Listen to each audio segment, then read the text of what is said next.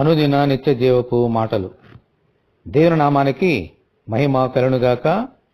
దేవుని వాక్యాన్ని చదువుకుందాము. నేను మీతో చెప్పినదేమనగా, మీరు పరలోకమందున్న మీ తండ్రికి కుమారులై ఉన్నట్లు మీ శత్రులను ప్రేమించుడి, మిమ్మును హింసించు వారి కొరకు ప్రార్థన చేయుడి. మత్తయి సువార్త 5వ అధ్యాయము 44వ వచనం.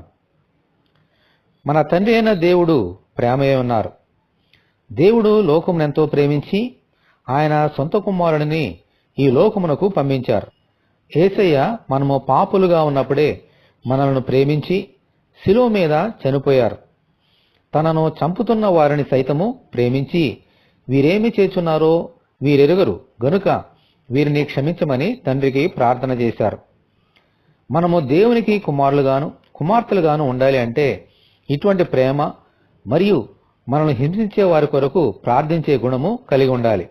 అప్పుడు మన వలన దేవునికి మహిమ కలుగుతుంది. ఇటువంటి ప్రేమ గుణములు కలుగు చేయమని మనమందరము ప్రార్థనలో దేవుని వేడుకుందాము. ప్రభువా, మీకు వందనాలు. మీ కుమారులుగాను మీ కుమార్తెలుగాను ఈ లోకంలో జీవించడానికి అవసరమైన ఆజ్ఞలను మాకు ఈ వాక్యం ద్వారా మాట్లాడారు. మా శత్రువులను కూడా ప్రేమించి మమ్మలను హింసించే వారి కొరకు ప్రార్థన చేయమని మాకు నేర్పించారు.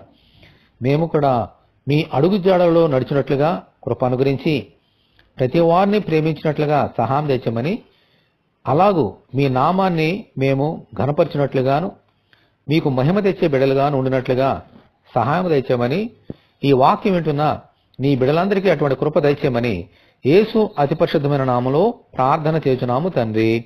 ఆమెన్. ప్రభు కృప మనకందరికీ తోడేండునుగాక. ఆమెన్. పరిశుద్ధ దేవుని మందిరం.